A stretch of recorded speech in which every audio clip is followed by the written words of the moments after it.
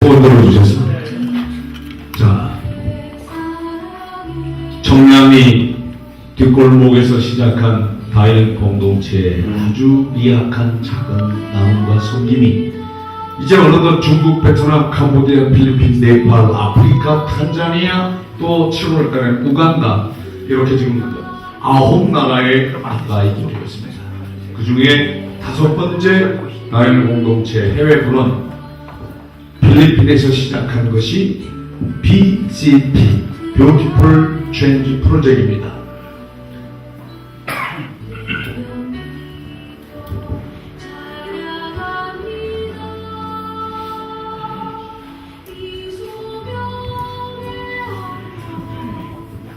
자, 주목해 보시죠. 지금 저 쓰레기 더미 위에 맨발로 걸어다니는 소녀를 볼 수 있을 것입니다. 바로 저 한 아이, 이름은 아이린이라고 하는 필리핀 소녀, 당시 9살 난 아이였는데 보시는 것처럼 얼굴 기형 장애를 가지고 태어난 아이입니다. 이 어린 아이와 만남이 BCP의 시작이었습니다. 아시아 빈민촌 어린이들의 아름다운 변화를 위한 프로젝트 BCP로 여러분을 모시고 갑니다. 3살 된 알미나라고 하는 아이, 7살 된 조엘, 그리고 또한 한 아이가 8살 난 다니엘이 있는데, 이 세 아이가 최초로 이 얼굴 기형 장애 수술을 받기 위하여 인천공항에 갔을 때 제가 직접 면접을 나갔습니다. 나갔더니 저렇게 고개를 숙이고 얼굴은 안 봐요. 낯설고 도엽고 불안하기만 했겠죠. 이 아이들의 얼굴을 처음 든 게 유언이라는 이 사진 한 장입니다. 이 아이들은 얼굴 들고 있는 것, 사진 찍히는 걸 제일 싫어하는 아이들이에요. 이 아이들이 얼마나 맑고 밝은 아이로 변해가는지를 한번 보시면 너무도 놀라운 감동을 받을 겁니다. 다일 천사병원은 한국 기독교가 세운 최초의 무료 병원입니다. 이 병원에 무이탁 노인, 노숙자들만 수술받는 게 아니라 이렇게 외국의 아이들이 와서 수술받기 시작했는데, 이제는 어느덧 120명 넘는 아이들이 와서 수술을 받았습니다. 최초로 본 새 아이 수술을 지도하는 의사는 서울대학교 치과대학 학장 정필훈 박사님입니다.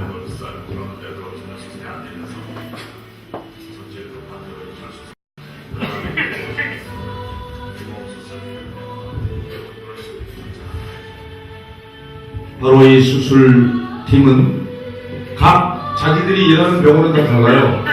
세브란스도 있고, 삼성의료원도 있고, 또 개인 병원도 있고, 서울대 병원도 있고.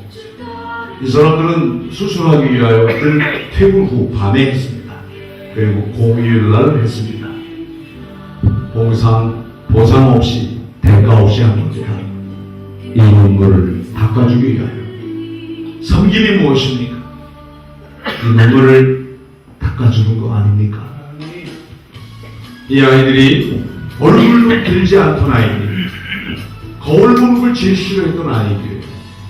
그런데 이 아이들이 점진적으로 어떻게 변해가는가를 한번 보시죠. 이 잇몸 수술까지 하고 보통 한 달 정도를 치료합니다. 아주 짧은 아이들은 20일 만에 다 모든 수술, 이 실밥을 뜯으려면 2주를 기다려야 돼요. 잇몸 수술까지. 이 수술을 듣고 난 이후에 아이들은 이런 모습이 되는 거예요. 이럴 때 감동이 되면 박수가 하나는 뜻이에요. 예, 비포, 애프터 이렇게 되는 말이에요. 할렐루야. 이 아이가 이렇게 달라졌을 때 놀라운 일이 벌어져요. 알미라, 세상의 이 아이는 얼마나 예쁜 거울 공주가 되셨는지 세상의 거울 앞에서 떠나질 않아요. 저 모습을 본 SBS 그때 촬영 감독과 작가가 눈물을 흘려요. 제 좀 봐요. 하루 종일 너무너무 좋아서 사내 녀석도 예외가 아닙니다. 얘는 화장실에서 안 나와요. 너무너무 좋으니까 달라진 자신의 모습을 보고 너무 기뻐서 좋아서 이런 아이가 이렇게 됐다 이 말이에요. before와 after가 이렇게 달라요. 여러분도 예수 만나기 전과 예수님 만나는 이유가 다른 줄로 믿습니다. 이 아이들에게는 단순한 인상의 변화가 아니에요. 인생이 달라진 겁니다. 인생이 달라진. 적어도 이 자리에 계신 분들은 예수님 때문에 인생이 달라진 줄로 믿습니다. 세상에 얼굴도 들지 않던 아이들이요, 하루 온종일 이렇게 병원 복도를 뛰어다니면서 즐겁게 노는 거예요. 그러면서 자원봉사자들 사랑을 충분히 먹고 가는 거예요. 이 세상에서 이렇게 나를 사랑해주는 사람은 처음 만난 거예요. 그래서 쓰레기더미에서 만났을 때 저 아이린, 이 아이가 수술받을 때 옆에 그 할머니가 오셨는데 할머니가 너무 좋아가지고 까불치더라고요. 저 옆에 있다가 기절할 뻔했어요. 너무너무 좋아. 아이린은 그 옆에 있는 애들은 캄보디아에서 온 아이들입니다.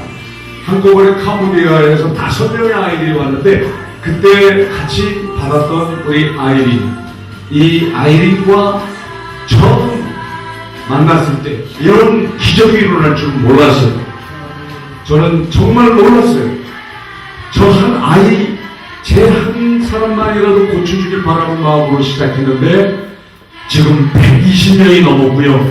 이 일은 1200만 명 아니 이 땅에 장애자로 태어난 아이는 모두 고쳐주는 게 예수님의 마음인 줄로 믿습니다. 네. 저는 우리 한국 사람들 성형수술하는 거에 대해서는 별로 찬성은 안 합니다. 그냥 이 모습대로 자기가 원래 지 모습대로 그냥 하나하나 가면 되지. 하도 뜯어붙여가지고 전국에서는요, 사람들이 줄 서 있잖아. 원족과 이렇게 대조하고 맞나 틀리나 하고. 여러분, 성형수술을 통해서 만족을 위하여, 행복을 위하여 뭐 이렇게 견적 여러 번 내고 이렇게 뜯어붙이는 걸 가지고 행복해 하는 사람 그리 많이 못 봤어요. 그러나 이렇게 보시는 것처럼 얼굴 기형 장애로 태어난 경우는 사중다를 거예요. 제가 처음 필리핀에 갔을 때 너무 깜짝 놀란 것은 아이리라는 그 아이가 저쪽에서 바라만 보고 오질 않아요. 이상하다. 왜 쟤를 처음 본 데서 바라만 보고 있을까? 제가 갔어요. 갔더니 계속 몸을 돌려요. 아, 그래서 그랬구나. 괜찮아. 괜찮아. 왜, 괜찮아. 너는 왜 바라만 보고 오지를 않니? 그랬더니 너무 마음 아픈 얘기를 하는 거예요. 가고 싶은데요, 친구들이 못 오게 해요. 왜 못 오게 해? 제가 옆에 있으면 재수가 없대요. 그리고 날 향해 돌을 던져요. 깜짝 놀랐어요. 정말 친구들이 널 보고 가까이 오면 돌을 던지니? 그렇다. 제가 그걸 확인했을 때 너무 마음이 아파요.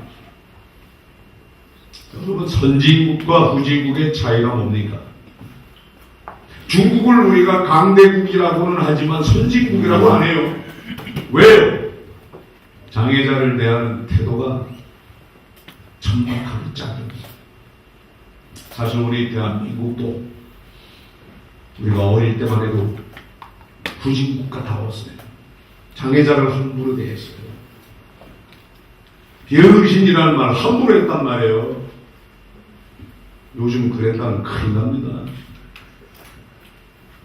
장애자를 대하는 태도와 자세를 보면 이 사회가 선진 사회인지 후진 사회인지 금방 알 수 있습니다.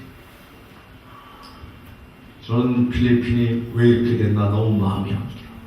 한때는 우리를 원조하는 나라인데, 아시아에서 가장 잘 사는 나라 중에 하나였는데 지도자 하나 제대로 못 만나니까 나라가 이 모양 이 꼴 되는 거예요. 빈부 간의 격차는 또 얼마나 많은지. 잘 사는 사람은 너무너무 잘 살고 못 사는 사람, 너무너무 못 사는 나라가 지금 필리핀. 이 도시빈민촌에서 만난 아이린, 얘야, 내가 너 어떻게 사는지 너희 집을 가볼 수 있겠냐? 너 누구랑 사냐? 우리 집에 가봤어요. 세상에 집이라고 할 수가 없었어요. 저는 전 세계 도시빈민촌을 다 다녀봤어요.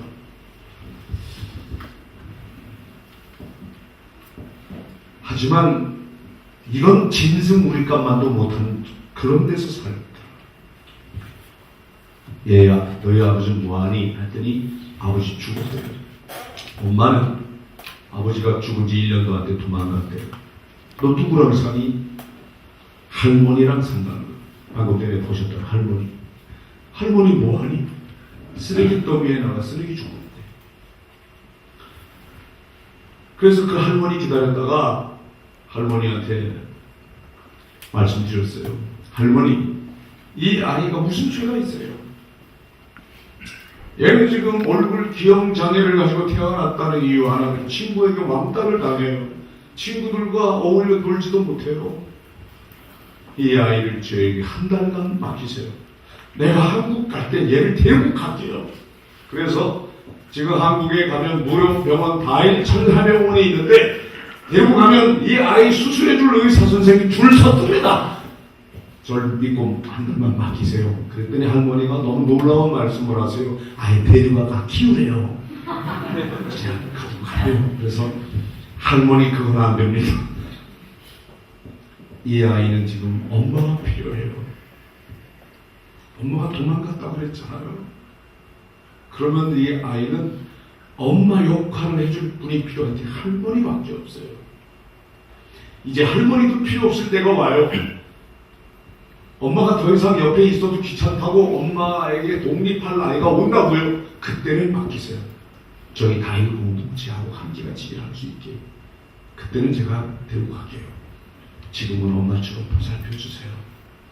할머니, 제가 한 달 후에 할머니 품에 이 손녀를 안겨드릴게요. 그리고 이제 애를 한국에 데리고 오려고 기가 막힌 일이 벌어졌어요. 수술을 하는 것보다 더 어려운 일이 한국 데려가는 일이에요. 출생신고를 안 해놨어요. 지금 출생신고를 안 해놨으니 호적이 있어야 해요.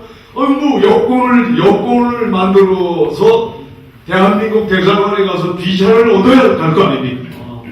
이건 뭐 도대체 출생신고도 안 돼 있으니 할 수 없이 출생신고하고 여권 만들어서 비자 얻고 한국 오는 게 수술보다 더 힘들었습니다. 간신히 얘를 이제 수송을 마치고 한국에 데리고 가려고 하는데 제가 한국 이제 돌아오는 날 제 숙소 앞에서 또 대체 없는 일이 벌어졌어요. 6명의 엄마들이 애 하나씩 안고 있는 거예요. 우리 애도 고쳐주세요. 우리 애도 데려가 주세요. 우리 애도 수술해 주세요. 아니 애들이 다 어디서 왔습니까? 그 동네에만 이런 아이가 6명이 더 있었어요. 와, 아니 한 동네에만 이렇게 많은 아이들이. 저희가 어릴 때만 해도요. 저는 영등포구 영등포동 8가 74번지에서 태어나서 영중국민학교를 다녔는데 제가 초등학교 다닐 때에도 저랑 동급생 중에 한 명이 있었고 저 초등학생 저 한 명 중에 하나 또 있었어요. 우리 학교에서만 2명이 있었어요. 얼마든지 많아요. 대한민국은요 지금 현재 엄난이 하나도 없습니다. 초등학생 중에 한 명도 찾을 수 없고 노인 중에서도 찾을 수가 없어요. 이만큼 대한민국이 먹고 살만한 나라가 됐습니다. 아무리 그 가정에 돈이 없어도요 얼굴 기억 장애만큼은 지방자치단체가 무료로 수술 다 해줍니다. 그런데 아시아의 가난한 이 나라 아프리카는 사정이 달라요. 지금도 태어날 때 단순한 언챙이라는 사실 하나만 그 하나 때문에 얘네들은 얼굴도 못 돌고 친구이고 왕따라고 비인간적인 삶을 사는 애들이 많은 거예요. 어떡합니까? 6명이 또 이렇게 서 있는데 제가 어떻게 아이린만 데리고 갑니까? 가면 다 함께 가야지. 알았습니다. 그리고 이제 기도했어요. 그리고 전화를 했습니다. 저 회장님하고 저하고 5분간만 통화하게 해주세요. 그랬더니 전화 받은 분이 박호 목사님이 왜 우리 위해서 회장님을 찾네요? 그래서 제가 용건을 말해야만 받거든요. 얘기했죠. 여차여차해서 제가 지금 필리핀에 있는데 이 많은 아이들을 한국에 데리고 가려면 이 왕복 요금만 얼마입니까? 또 오는 애 중에 하나는 이제 나은 지 석 달 된 아이 핏덩어리 보호자가 다 가야 되는 거예요. 보호자가 이 애들을 제가 또 어떻게 애들만 데려갈까 애들만 데리고 옵니까? 보호자가 하나씩 알려가면 벌써 14명 통역을 해야 돼요. 15명. 여러분 애들이 필리핀에 태어났다 다 영어 잘하는 게 아니에요. 빈민촌 애들은 따라오라고 따라따라 굴러다니는 말만 잘해요. 그래서 어떡합니까? 뭐 돈은 한 푼 없고 그래도 믿는 바가 있어서 하나님이 원하시고 하나님이 기뻐하는 일은 하나님이 책임져 주실 줄 믿습니다. 그리고 전화를 했죠. 회장님하고 저하고 5분간만 통화하게 해주세요. 이 아이들 다름이 아니오라 한국 데려갈 왕복 항공료가 없습니다. 하지만 지금까지 저는 비행기 타고 수십 마리 갈나라 돌아다녀보지만 항상 훌로 꽉 차가는 거 못 봤습니다. 텅 비어 갈 때가 많은디다. 어떤 때는요 뒷좌석 3분의 1 이상이 그냥 다 비어가는 경우도 있어요. 어차피 비 올 때 애들 좀 태우고 오면 안 될까요? 어차피 비 올 때 말입니다. 이랬더니 전화 받은 분이 그래요. 목사님 대한항공도 있건만 그래서 나 이거 뭐 안 되나 했더니 한국말 끝까지 들어봐야 돼. 대한항공도 있건만 아시아나에게 먼저 전화해 주셔서 감사합니다. 이럴 때 할렐루야! 목사님 성수기만 빼놓고 그때는 한번 곤란해요. 빈자리 올 때 애들 태워가지고 오게 하겠습니다. 만약 회장님이 결정을 안 하시면 그래도 하십시오. 제 주머니 털어서 사죄로 하겠습니다. 누구십니까? 전화 받은 사람 누굽니까? 그랬더니 하려고 하지 마세요. 신부자 바꿔드릴게요. 저는 아직 그분 못 만났어요. 이 아이들이 다 아시아나 타고 왔다가 아시아나 타고 돌아갔습니다. 여러분 비행기 이용할 일 있을 때 아시아나를 먼저 기억하시기 바랍니다. 저는 꼭 보라고 하는 사람입니다. 제가 이 얘기를 여러 군데서 많이 했을 거 아닙니까? 한 번은요 어느 수천 명 모이는 곳에 가서 이 얘기를 하고 났더니 변호사 한 분이 강사실 앞에서 기다리고 있어요.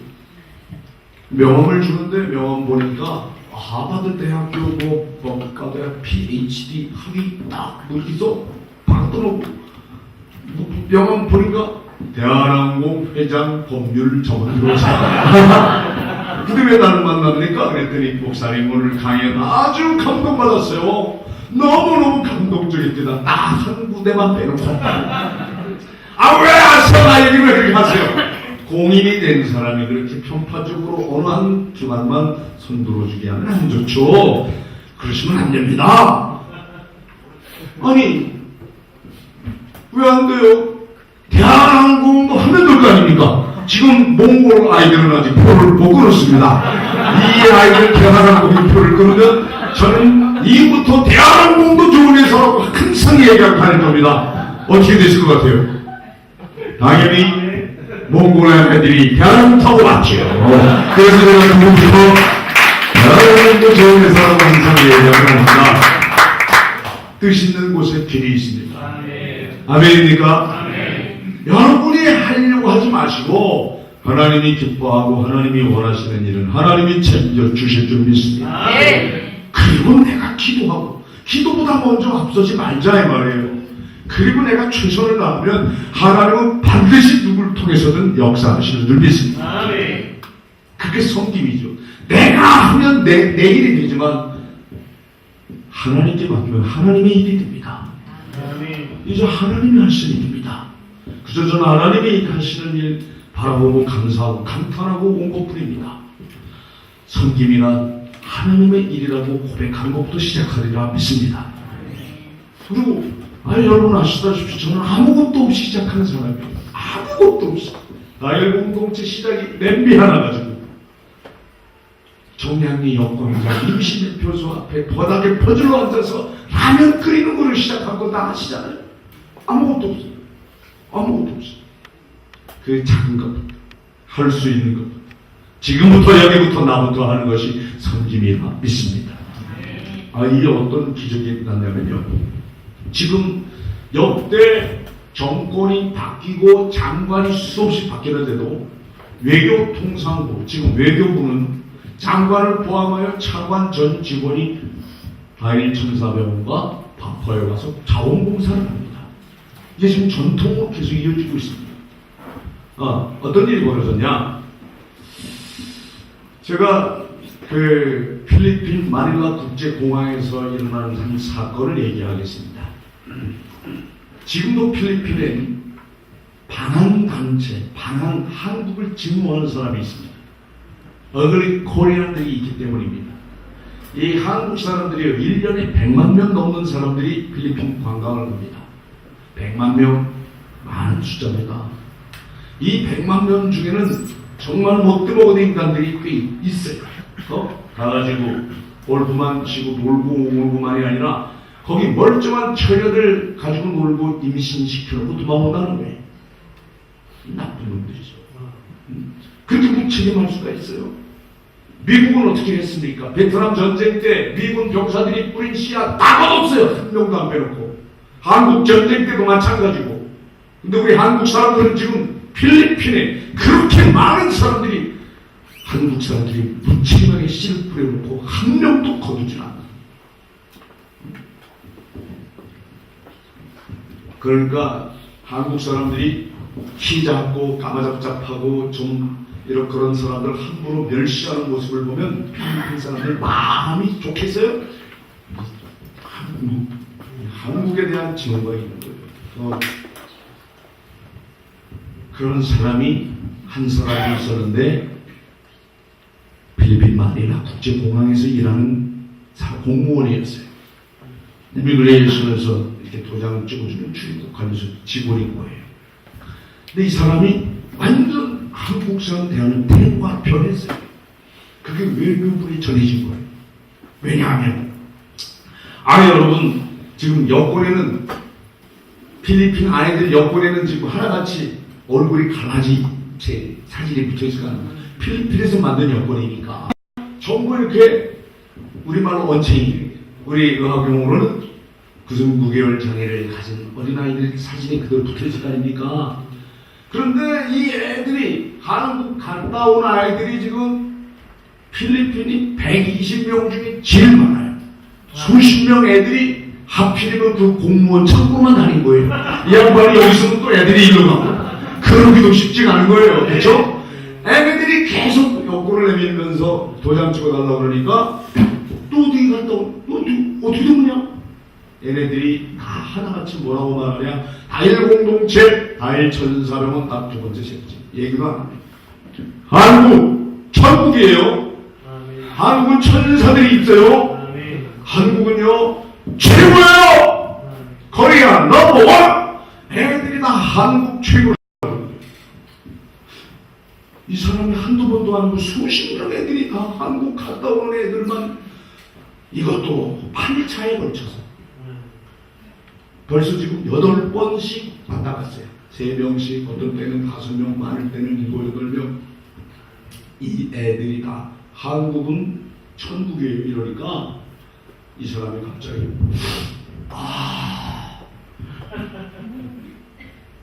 한국 사람에 대한 고정관념이 바뀐 날이에요.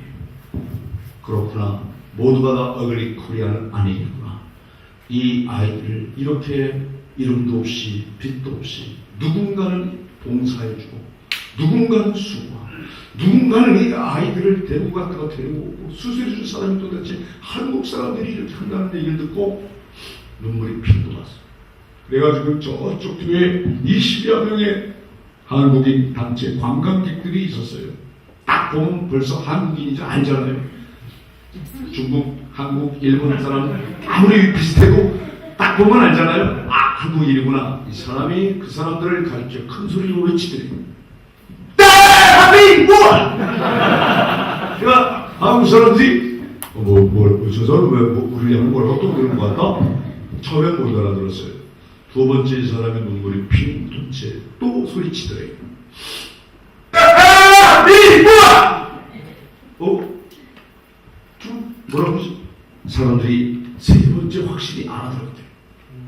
그러니까 여러분들이 그때 단체 여행 관광 한국 사람들이고 나는 필리핀 공무원이고 입장 한번 이렇게 바꿔서 해보겠습니다. 그때 한국인들이 어떻게 응답했을까요? 여러분 센스 있는 사람은 할 줄 압니다. 제가 해보겠습니다. 대한민국!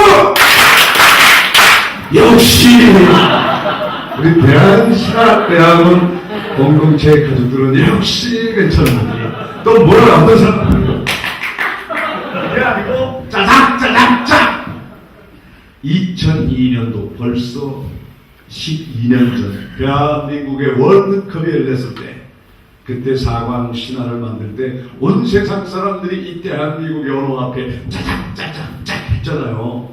필리핀에서 이런 일이 있었던 거예요. 한 번 더 합시다. 대한민국! 이런 일이 어디서 있었다고요? 필리핀 마닐라 국제공항에서.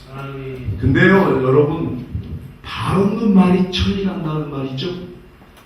이 얘기가 그 공항에서 대한민국 대사관 대사귀 영사귀 본국에 있는 장관 귀에 차관 귀에 전 공무원들이 알게 됩니다. 저는 제가 말한 바가 없어요. 한 번도 얘기 안 해봤어요. 그런데 그 얘기를 들은 외교통상부 장관이 목사님 이건 완전 감동입니다. 감동 먹었습니다. 그러면서 자기들이 찾아와서 하는 말이 민간 외교는 다른 게 아닙니다. 이게 바로 민간 외교입니다. 정부가 아무리 수십억 수백억 들여서 하는 것보다 이렇게 민간인들이 말없이 사람을 실천할 때 이런 귀한 선집을 통해 국격이 달라지는 겁니다. 저는 선교사들에 대해서 아주 부정적 견해도 있었는데 이렇게 하시는 분들을 보고 감동하고 우리도 배우기 위하여 왔고 선집을 실천하려고 왔습니다. 이분들이 자기들끼리 내부로 이미 결속이 됐다는 거예요. 장관이 바뀌어도 정권이 바뀌어도 우리 외교부 가족들은 가장 이 땅에서 낮은 사람들, 고통받는 사람들, 사회적 약자 소수자들이 모이는 바포에 가서 눈높이를 같이 합니다. 그래서 그때 장관과 차관 전 공무원 지금 외교통상부는요 해외에 나가있는 모든 대사를 영사 포함하여 외교부 직원이 몇 명이냐? 1,500명이 1,500명 중에 800명 이상이 지금 다녀갔어요. 이럴 때 박수 한번 주시면 아낌없는 박수를 보내주십시오. 아낌없이 박수 보내는 인격, 아낌없이 박수 받는 인격이 된다 믿습니다. 이걸 아끼는 사람들이 많아. 그런 거 없어요. 한 번 더 아낌없이 박수 보내요. 저는 여러분들이 특히 우리 대한신학대학원 대학교 우리 가족 여러분들이 정말 한국 사회로부터 아낌없이 박수받는 인격 되기를 축원합니다. 그 길은 성리밖에 없습니다. 묵묵히 말없이 섬기는데 반드시 돌아옵니다. 오히려 내 입으로 떠들고 다니면 그런 일은 벌어지지 않습니다. 드러내는 거하고 드러나는 거하고 차이가 있습니다. 드러내는 건 인위적입니다. 거기는 감동이 없습니다. 사람들이 그 정도는 다 분별할 줄 압니다. 그러나 드러날 수밖에 없는 일이 있습니다. 어두운 곳에 작은 촛불 하나를 밝혀도 그건 환히 드러납니다. 다일본 공채는 큰 일을 한 일이 없습니다. 아주 작은 일입니다. 그런데 주변이 어둡다 보니까 드러난 것뿐입니다. 반드시 불은 드러나게 돼 있습니다. 빛의 자연 여러분들이 드러나게 될 줄로 믿습니다. 드러내려고 하지 마십시오. 그래도 드러날 건 드러날 수밖에 없습니다. 그렇습니다. 저는 이렇게 그래서 지금 외교통상부 장관이 수없이 바뀌었는데 바뀐 장관이 바뀌어도 정권이 바뀌어도 계속 하더라 이 말이에요. 정말 전 직원 1,500명 중에 800명 이상이 와서 봉사하고 한다는 건 정말 놀라운 일입니다. 저는 전 직원이 다 하게 되는 날이 오리라 믿습니다.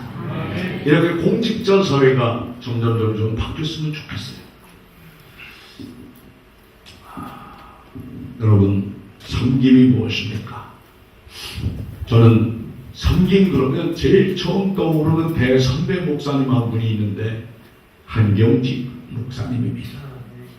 저에게 섬김이 무엇인지를 가장 간결하게, 적절하게, 명료하게 깨닫게 해주신 분입니다. 딱 한 말씀으로 깨닫게 해주죠. 그게 오늘 본문 말씀이에요. 마태복음 20장 28절입니다. 인자가 온 것은, 예수님이 이 세상에 오신 것은 섬김을 받기 위하여 온 것이 아니라 도리어 섬기려 하고 자기 목숨을 많은 사람의 대속물로 주기 위하여 오셨느니라 하신 이 말씀 한 말씀을 저에게 덕담으로 주셨어요. 그것도 제가 이 목사님, 한 목사님을 처음 뵌 건 남한 산성의 영락신학원에서 처음 배웠어요. 물론 그분이 설교하는 것 저 먼발치에서 바라본 건 여러 번 있죠. 제가 가깝게 이렇게 그분 얼굴과 얼굴을 마주대하고 무릎을 꿇고 그분 말씀을 들은 건 그때가 처음이에요. 한경진 목사님하고 저하고는 어떤 인연이 있냐면, 저는 영락교회 성도도 아니고 영락교회 출신도 아니고 영락교회 부교육자를 일한 적도 없어요. 그분이 세운 고등학교가 있는데 저 동대문구 신설동에 대광고등학교라고 있습니다. 그 대광고등학교 강당을 제가 만 10년 동안 예배당으로 사용했어요. 그런 인연밖에 없어요. 내가 그 대광고등학교 강당을 예배당으로 10년을 사용하니까 소문이 나기를 제가 대광고 출신이라고 소문이 난 거예요. 아닙니다. 전 대광고등학교를 나온 적이 없어요. 검정고시 출신이, 검정고시로 대학 입학 검정고시 보고 장로회 신학대학교에 가서 예장통합중 목사가 된 사람 중에 하나입니다. 그런데 제가 LA에 갔더니 어느 장로님이 저를 공항에 영접 나가셨어요. 머리가 하얀 할아버지. 저는 그때는 머리털, 흰머리털이 하나도 없을 때입니다. 제가 공항에 가는데 우리 최 목사는 대광고 매기시더라. 그래서 아니 저 대광 출신 아닙니다. 이게 무슨 소리니? 목사님 대광고 동문이 아닙니까? 아닙니다. 저 검정고시 출신입니다. 이 양반이 큰일 났다는 거예요. 왜? LA에 있는 모든 신문에 방송에 이미 다 얘기했대요. 대광고 동문은 다 모이는 우리 동문 최일도 목사가 미국 방문하시는데 다 오라고 광고를 했다는 거예요. 그럼 정정보도를 하시면 되죠 뭐. 확인을 하시고 물어봐야지. 왜 이렇게 짐작하시고 하세요? 왜 그런 걸 묻지도 않고 만들어 하세요? 당연히 그럴 줄 알았죠. 이 양반이 그날 밤잠 한 잔 못 잤어요. 그런데 그 다음날 숙소로 찾아오더니 목사님, 하나님께서 저에게 지혜를 주셨습니다. 뭡니까? 목사님 검정고시 출신이라면서요? 네. 그래서 제가 한경직 목사님께 전화를 드렸어요. 우리 최 목사님이 검정고시 출신이라는데 저는 그만 대광고등학교 동문인 줄 알고 광고를 했는데 우리 최 목사님에게 명예 졸업장을 주면 제가 한 말도 사실이 되고 우리 학교도 최 목사님 때문에 이런 분이 우리 대광고 동문이라고 얼마나 우리도 참스럽습니까? 그렇게 하시구래. 우리 한 목사님이 그때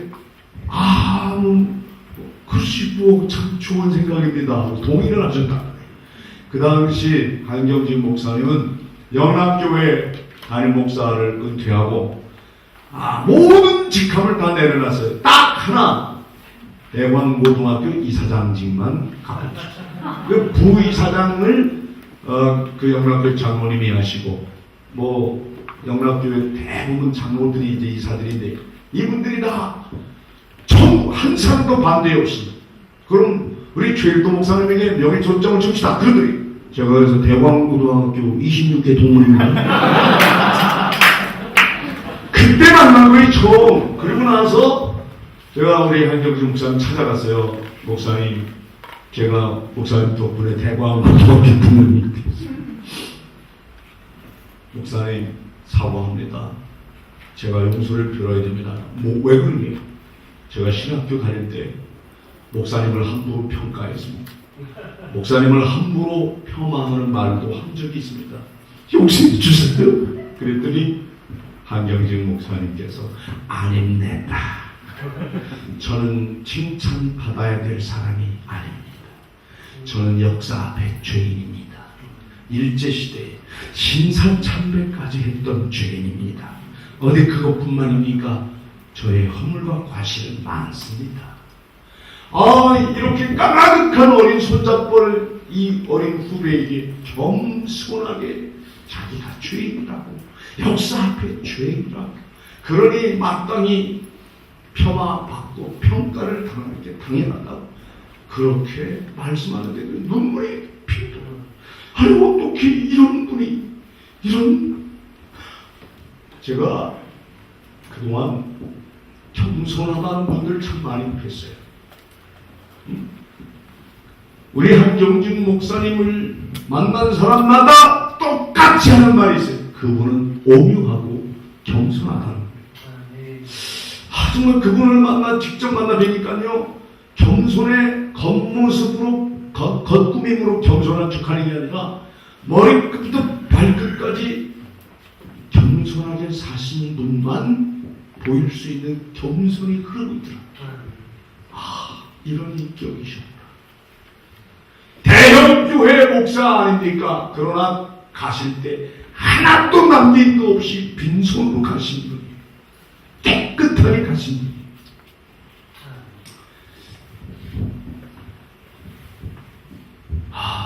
한경진 목사님이 그때 섬김에 대해서 말씀해 주신 거예요.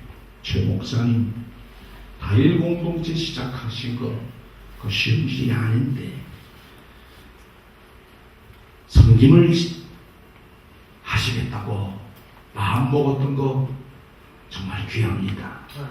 그러면서 하시는 말씀이, 이렇게 귀한 일 하시는 목사님을 사람들이 위로하고 격려를 못할 망정 이러면서 섬김이란 말입니다. 아무리 귀한 일, 좋은 일이라고 훌륭한 일을 하셨다고 사람들이 인정하고 칭찬하고 높여줄 때 그때마다 아닙니다 하고 자기를 부인해야 자기 십자가를 질 때만이 주님이 걸어가신 섬김의 길을 걸을 수 있습니다. 그때 제가 아멘 그리고는 한 말씀 더 하시더라. 그런데 이렇게 귀한 섬김을 실천하는 목사님을 격려하고 위로하고 도와주지는 못할 망정 꼭 비난하고 중상모략하고 험담하고 박해하는 사람도 있습니다. 꼭 있을 것입니다. 그때 당연하디요. 그저 당연하게 받으시기 바랍니다. 억울하다 하지 마십시오. 억울한 일 당하여도 억울하다 하지 마시고 당연하게 받으시면 목사님 하시는 일이 주님이 기뻐하는 섬김이 될 것입니다. 그때 제가 아멘 했어요. 한마디로 주님은 뭡니까? 누가 칭찬한다고 우쭐거리지도 말고 누가 비난한다고 기죽지 말아라. 섬김이란 많은 사람들이 인정해주고 칭찬할 때 아닙니다 부인하는 것이고, 억울한 일 당하여도 눈물 나고 한숨 나는 일이 있어도 당연하지요 하고 가는 것이다 이 말이에요.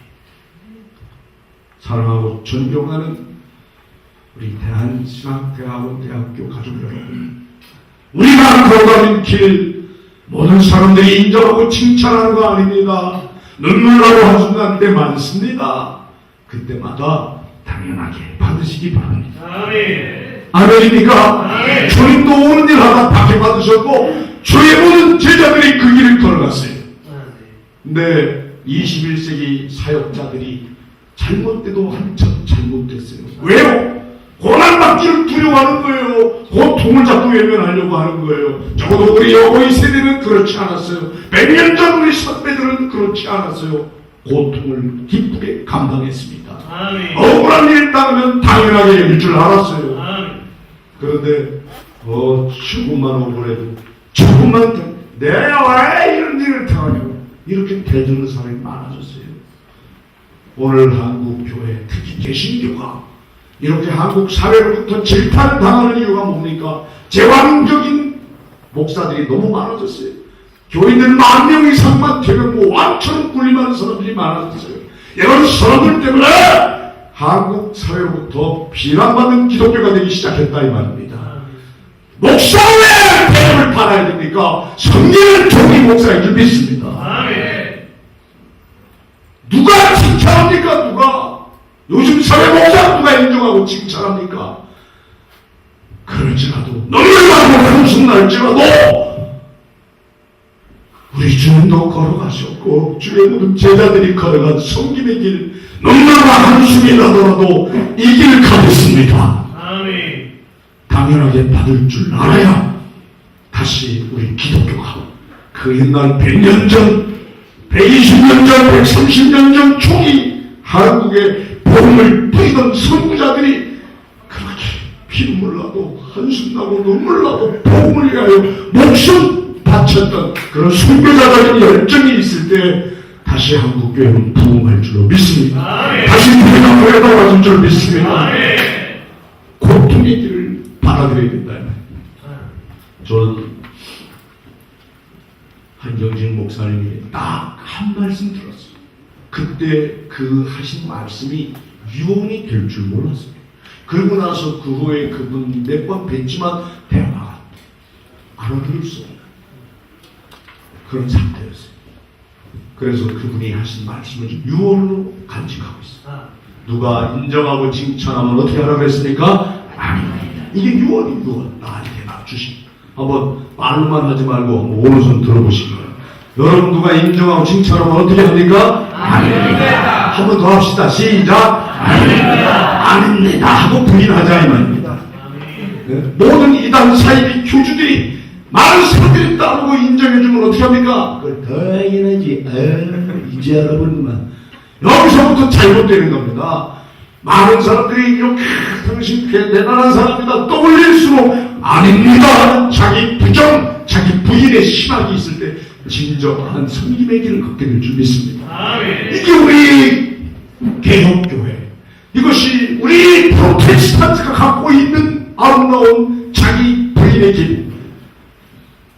교황이 500년 전 하늘을 찌를 듯한 그런 권세를 갖고 있을 때 우리 기독교는 어떻게 했습니까? 아니다라고 말할 수 있어야죠. 아멘. 아닙니다. 오히려 지금 예수님은 가장 밑바닥에 울고 있는 자, 상처받고 고통받는 사람과 함께할 줄 믿습니다. 아멘. 저 낮은 곳에 지금도 함께하시는 예수님을 얘기했잖아요. 아멘. 여러분 정말 우리 한경진 목사님 말씀이 저희에게 얼마나 귀한 말씀이었는지 몰라요. 그걸 실천할 수 있는 은혜를 입게 되었어요. 아멘. 아유, 초창기 청량리에 저를 환영해주는 사람이 어디 있어요? 너무 기가 막힌 거예요. 초창기에 다일 공동체를 환영하고 저를 잘한다고 하는 사람 아무도 없었어요. 깡패가 찾았다. 또 이제 19살밖에 안 된 깡패가 6분 대검을요 제 앞에서 쫙 뽑더라고. 이들이 목에다 대요. 죽을래? 그래서 아니 살래. 그랬더니 살고 싶으면 꺼져 임마. 왜 허락도 없이 와서 설치는 거야? 너 여기 어딘데 한 번도 들어와서 그래. 나가. 살고 싶으면 나가. 안 나갔어요. 왜? 하나님이 나를 여기 보냈지. 내가 너희들끼리 오라고 해도 왔냐? 왜 너희들끼리 가라고 하냐고 그러고 이제 안 갔어요. 그랬더니 8명이 왔어요. 8명 조폭 아저씨가 저희 공동체 나눔의 집을 찾아왔는데 8명이 들어오니까 집이 좁아 보여요. 나와 이 자식아 이러더니 저희 다일 공동체 나눔의 집, 그게 우리 다일교회 최초의 다일교회 겸 예배당 겸 무료 식당 겸 무료 진료소로 쓰였던 곳이에요. 주먹으로 얼굴을 때 한 방에 그냥 쌍꺼풀이가 터졌습니다. 그때 제가 웃었어요. 감정이 있으면 말로 하시죠. 때리시네요. 그래서 피를 씻었어요. 제가 그때 왜 웃었느냐면 웃으면 더 안 때릴 줄 알고 덜 맞고 싶어가지고 이제 그랬더니 그 사람들이 더 때립니다. 이 자식 비웃는 거 봐요. 전 비웃지 않았어요. 그런데 코피를 흘리면서 얻어맞고도 웃는 건 이건 비웃는다고 생각하신 거예요. 이 자식 비웃는 거 봐 이들이 딱 발로 차더라고요. 어떻게 아픈지 주저앉았어요. 얼굴 얻어 터진 것보다도요 구둣발로 여기 걷어 채이긴 몇 배가 더 아프다. 그리고 여기 얻어맞은 데는 자동적으로 소리 가면서 그때 제 생각이 안 들어요. 생각. 어떤 생각이 드냐면 큰 놀랍게도 1초에 10분의 1도 안 되는 짧은 찰나에 어떤 생각이 스쳐 지나가냐면요. 주님 말씀이 생각났어요. 악을 악으로 돌리지 말고 욕을 욕으로 돌리지 말고 도리어 복을 빌라. 이 사람들이 주먹으로 너 때렸다고 주먹질하고 이 사람들이 발로 걷어쳤다고 너도 발길질하지 말고 도리어 뭘 하라 그랬습니까? 복을 빌라. 강복하라. 기도해주라 이 말이에요.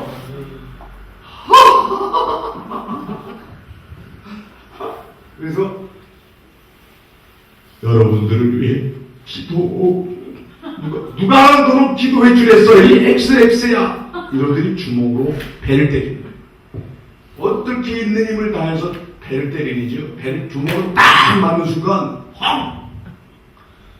그 순간 저 죽는 줄 알았어요.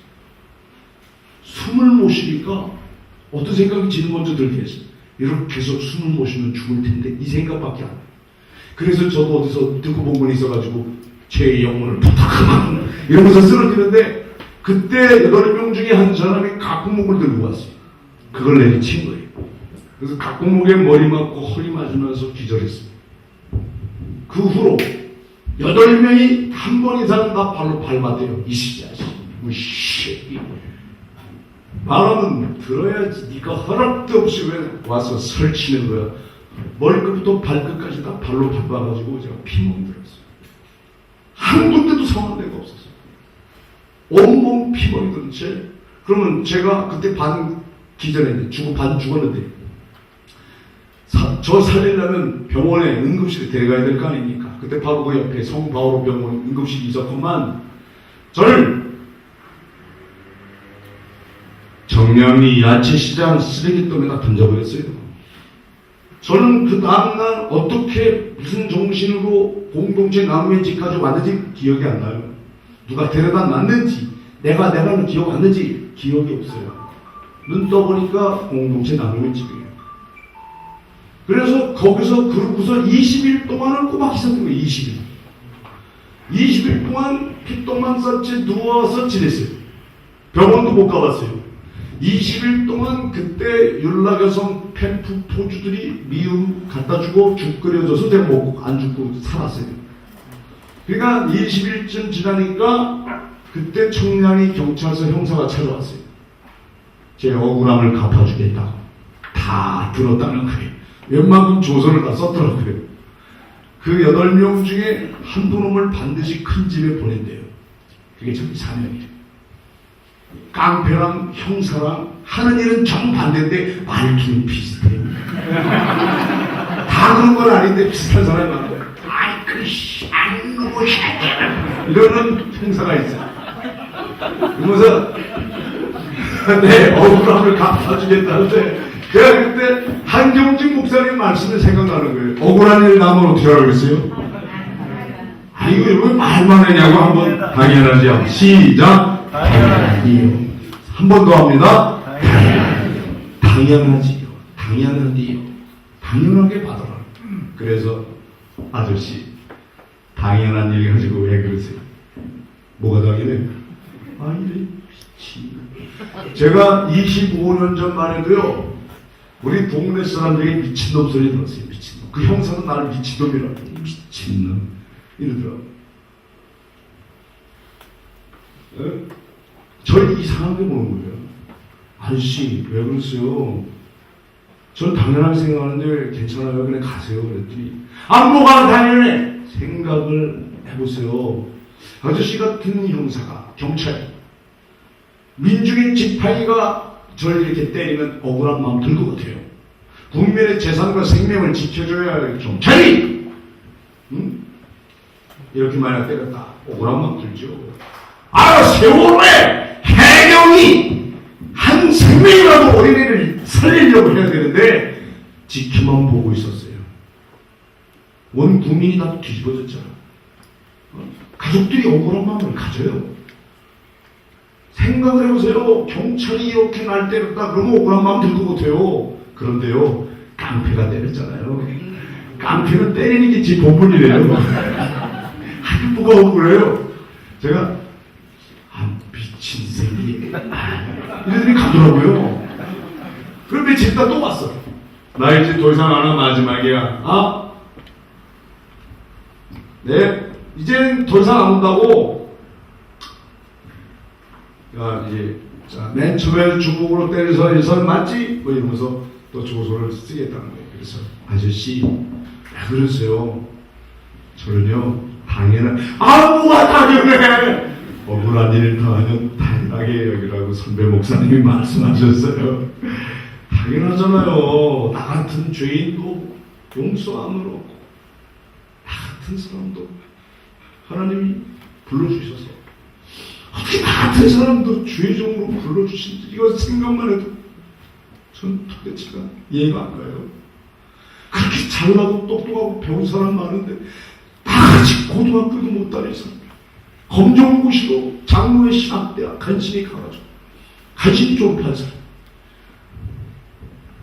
제 친구가 저와 주한 장로교회 나경일 목사님이 심호하는 교회 내 친구가 주승중 목사가 거기 좀 이대 담임 목사로 갔어요. 그 친구가 거기 가자마자 저를 사흘간 부흥회 해달라고 부흥하면서 부르더라고요. 내가 첫 마디가 뭔 줄 아세요? 여러분의 담임 목사님은 우리 장로회 신학대학을 우수한 성적으로 입학하고 우수한 성적으로 졸업했습니다. 사실입니다. 저는 간신히 입학해서 간신히 졸업한 사람.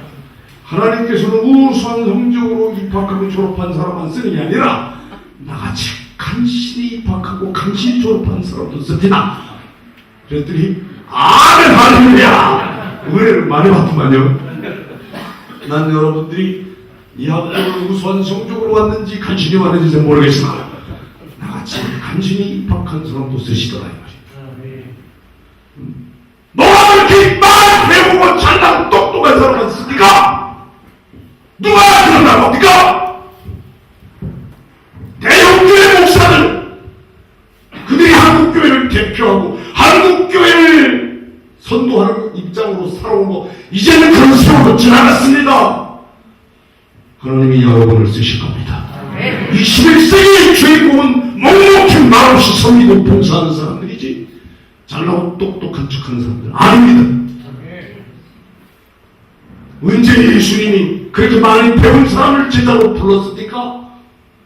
제가 장로회 신학대학에 입학했을 때 그때 우리 학장님 박청환 학장님 제가 학부에 입학할 때 이종소 학장님 똑같은 얘기 했어요. 여러분 예수님 제자 중에서 이 장로회 신학대학에 입학할 만한 사람은 딱 2명인데요. 12제자 중에 2명밖에 없어요. 그 중에 한 놈이 바로 가룟입니다. 그리고 또 한 놈이 있는데 세관은 마태, 세리 정도는 좋아요. 나머지는 입학도 못했을 거라고. 그러니까 여러분들은 예수님 제자로 살아가기에 이미 부적합한 사람들이라는 것만 알길 바랍니다. 그 말씀 잊을 수가 없어요. 여러분, 세상 기준으로 살지 맙시다. 세상은 많은 사람들에게 더 학위를 요구하고 학력을 요구하고 그럴 때마다 아닙니다. 묵묵히 말없이 주님 위에 걸어가신 섬김의 길을 걷는 사람을 더 원할 줄로 믿습니다. 정말 그렇게 했더니 세상에 그 깡패들마저도 은혜를 받읍니다. 그 형사가 한 말을 잊을 수가 없어요. 형사 아저씨가 마지막 오신 그날 아이씨 이러더니 잘못하다가 예수 믿게 생겼어 이씨. 그러면서 저한테 봉투를 하나 쓱 수첩을 꺼내더니 10,000원짜리 꺼내가지고 나한테 주면서 하는 말을 잊을 수가 없어요. 보시오. 당신이 고통받은 만큼 사랑이 전달될 겁니다. 그때 제가 아멘 그랬어요. 대한민국의 예수 안 믿는 형사가 아주 명언을 남겼어요. 따라합시다. 고통받은 만큼 사랑이 전달됩니다. 아멘입니까? 여러분 고통받은 만큼 복음이 전해지고 예수 사랑 증거될 겁니다. 예수님이 십자가에서 처절한 고통을 받았기에 2000년 동안 그 사랑이 전달된 것처럼 고난과 고통을 여러분이 받아들일 때 그리스도의 남은 고난에 동참할 때 이 복음도 힘있게 증거될 것입니다. 고통과 고난을 두려워하지 말고 도리어 그 고난을 짊어지고 여러분이 섬김의 길을 걸어가면 한국교회가 다시 100년 전의 그 위상을 회복하게 될 줄로 믿습니다. 21세기 한국교회가 해야 할 일, 가야 할 길을 제시하는 대한민국가 될 줄로 믿습니다. 대한신학교가 여러분 어떻게 하면 남부가 내세울 만한 학벌 합의가 아니라 단순히 십자가 지고 섬김의 길을 갈 때 더더욱 21세기가 우리를 요청하게 될 줄 믿습니다. 인자가 온 것은 예수님이 세상에 온 것은 섬김을 받기 위하여 온 것이 아니라 도리어 섬기기 위하여 오신 것처럼 하나님께서 대한신학대학원에 세워주신 목적은 여러분 섬김 받는 종이 아니라 섬기는 종이라고 능력이 섬기라고 보여주신 줄 믿습니다. 우리 그 길을 갑시다. 섬김 받는 종이 아니라 섬기는 종의 길로 갑시다. 감사합니다.